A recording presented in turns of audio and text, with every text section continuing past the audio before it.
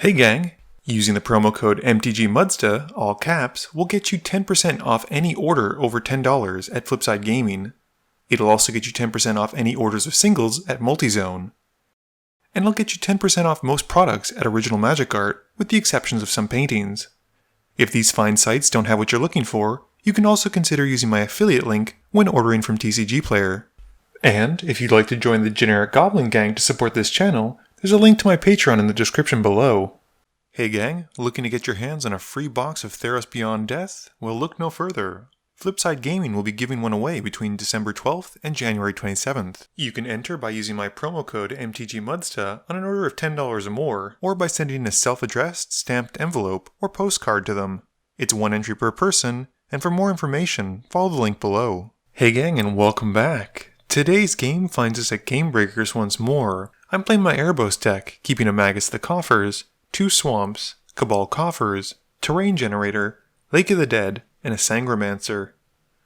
You might remember Skylar, and he's brought his Morophon God Tribal deck back, keeping Ulamog of the Infinite Gyre, Xenagos God of Revels, God Eternal Ronus, Thassa, Snow-Covered Plains, Isolated Chapel, and Steam Vents. DJ's also back, hoping to use his Door to Nothingness to take some more opponents out, but he keeps a Sarkhan Dragon Soul, a Dragon Arch, an Urza's Incubator, Patrician's Scorn, a Forest, a Steam Vents, and an Overgrown Tomb. Skylar and DJ have brought their buddy Stefan, and he's playing Edgar Markov, keeping a Nomad Outpost, a Graven Cairns, a Swamp, an Underworld Connections, Kindred Charge, Disenchant, and Mavrin Fane. DJ wins the die roll, and starts us off. DJ plays a tapped Overgrown Tomb, passing. Steph plays a tapped Nomad Outpost, and passes. Skylar plays a tapped Steam Vents, and passing. I didn't get the memo, so I play a Swamp untapped before passing turn. DJ plays a tapped Steam Vents like Skylar did, and passes. Steph plays a Graven Cairns, and passes. Skylar plays a Snow-Covered Plains, and casts Lightning Greaves. I play a Swamp. DJ plays a Forest, and casts Chromatic Lantern. Steph plays a Swamp, and brings out Mavrin Fane. He gains a Vampire token from Edgar Markov's Eminence ability before the spell resolves. Skylar draws, and plays a Snow-Covered Swamp, and then brings out Thassa. I play Terrain Generator, and waste no time activating it to play a tap Swamp. DJ plays a Glacial Fortress, paying 3 mana for an Urza's Incubator. He names dragons as it comes in, which inadvertently helps Skylar out because of Morophon being a changeling. Steph plays a Swamp, and casts Underworld Connections, putting it onto his untapped Swamp.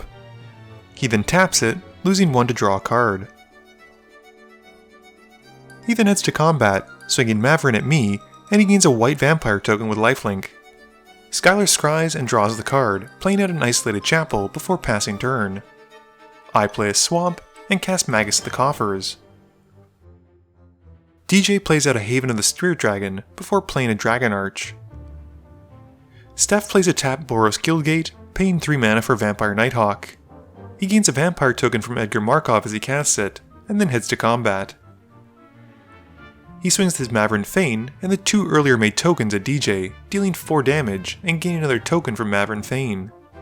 He also gains 1 life from the white Vampire token, but then loses it when he taps the Underworld Connection to lose 1 life and draw a card. Skylar scries, bottoming it, and drawing for turn. He plays an Unclaimed Territory and names Gods. He's then able to cast Morophon thanks to the reduction from DJ's Incubator, and he puts the Greaves onto his commander after naming Gods. He then passes turn. I play out a Cabal Coffers, making 4 mana after I activate the Magus, and I then activate the Coffers, ending up with 6 black mana. I use 4 of it to cast Erebos, and then tap 1 more land to cast a Loyal Subordinate. We then move to combat, which triggers my Subordinate, and each of my opponents loses 3 life. DJ pays 2 in his main phase to activate the Arch, and he puts out a Tarka Worldrender. He then passes turn. Steph draws a Plains, and he casts Disenchant to blow up the Lightning Greaves. He follows up with a Mortify, and he takes out a Tarka. He then loses another life to draw a card from his Underworld connections, and moving to combat, Steph swings 5 damage at DJ, gaining another vampire token from Mavern Fane, but gaining no life because of Erebos being on the field. Skylar scries and draws and plays a Temple of the False God. He taps 3 for a God Eternal Ronus, who comes in and doubles the power of Morophon, also giving it Vigilance. He then needs only pay 3 mana for Xenagos, and moving to combat puts the Xenagos trigger on Morophon. His commander now has 24 power, with its original 6 doubling to 12, which is then doubled again thanks to Xenagos to 24. He swings his commander at me, and with no instant speed removal, this forces me to block my loyal subordinate, or lose to commander damage. Thankfully, Morophon doesn't have trample yet, and I save myself for a turn.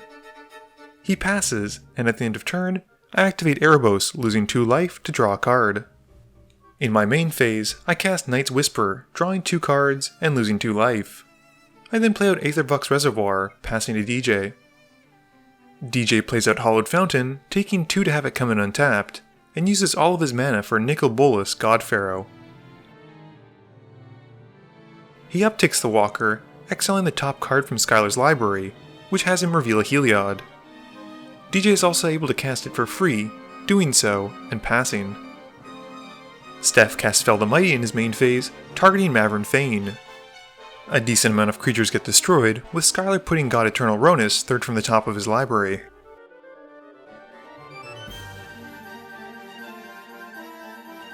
Moving to combat, he realizes he has enough creatures and tokens to take out Nicol Bolas, and does so, gaining another vampire token from Mavern Fane as he swings. Skylar scries 1 and keeps it there. He pays 5 mana for God Eternal Aketra, and he heads to combat. He makes her unblockable with Thassa, and puts the Xenagos trigger on her as well. He then swings her at me, dealing 6 damage twice. On my turn, I play Lake of the Dead, sacrificing a swamp as it comes in, and pass to DJ. DJ pays 2 for his Arc activation in his main phase, putting out Wasatora, Nikoru Queen, and he passes turn. Steph untaps and draws, playing a tapped Blood Crypt. He then plays out Stormkirk Captain, getting another 1/1 vampire token from Edgar Markov, and pumping his board by +1/+1 in first strike once the Lord resolves. He then loses another life by tapping his connections to draw a card. He swings the Nighthawk at DJ, and Mavern with his tokens at Skylar. Skylar takes the 13, while DJ takes 3. He also gains another vampire token with Mavern swinging, and Steph then passes. Skylar scries 1, bottoming the card, and drawing. He puts the Xenagos trigger onto Aketra again, and swings her at Steph. Steph blocks the token, and quickly moving to his second main phase, Skylar casts Blasphemous Act to wipe away most of the board. We then see a Scarab God from Skylar, and he passes turn. I play Nevin Jarl's Disc in my main phase, gaining 1 life from the Aetherflux Reservoir, and passing turn. DJ casts Sarkhan Dragonsoul in his main phase, who he upticks, and deals 1 to each of his opponents, and all of our now non-existent creatures. DJ then passes, and I pay 2 mana, lose 2 life, and draw a card to Erebos. Steph plays a tapped Windscarred Crag, but doesn't gain any life thanks to Erebos. He plays a Bloodlord of Vazgoth, gaining a vampire token on cast. He then taps his connections again to draw a card and lose 1 life. Skylar scries 1 to Thassa, and doesn't have any zombie tokens from the Scarab's God trigger to do anything with it. He keeps the card on top, and draws it, casting a Soul Ring. We then see the return of Morophon, naming God again as it comes in.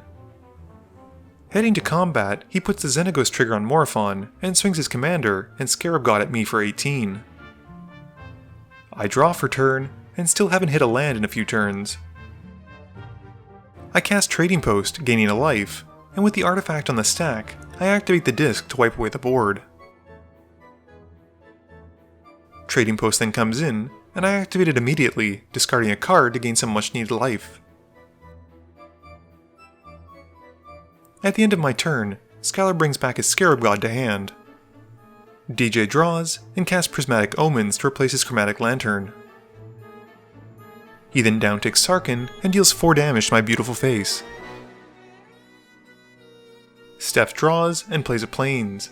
He brings out the Big Daddy himself, Edgar Markov, and swings his commander at Skylar, first getting a +1/+1 counter from attacking, and then dealing 5 commander damage. Skylar scries 1, bottoming it, and he then plays out the God Eternal Laketra again. He heads to combat, and swings her at Sarkhan after getting pumped by Xenagos. I draw for turn, and activate the coffers to help cast Sangromancer before passing to DJ. DJ plays out Dromoka the Eternal in his main phase, and passes. Steph plays a Mountain, and then drops Knight of the Even Legion and a Falconwrath Noble, gaining 2 Vampire tokens from casting the Vampires. Heading to combat, he swings Edgar Markov at Skylar for 6, after giving his board a +1/+1 counter from Edgar swinging. Steph then passes, adding another +1/+1 counter onto his Knight from an opponent losing 4 or more life. Skylar scries and bottoms it. He recasts the Scarab God, and moving to combat, puts a Xenagos trigger onto it, making it a 10/10.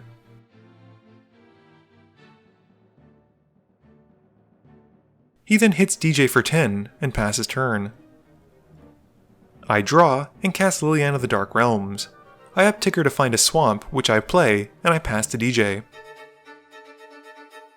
DJ pays 6 mana in his main phase to cast Rain of Thorns, and targets my trading post and Cabal coffers to destroy.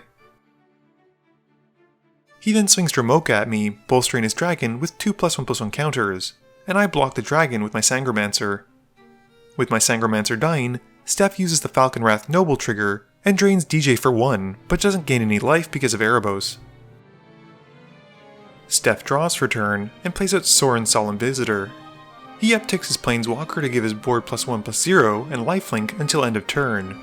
He then activates his Knight, pumping it by +3/+3 until end of turn.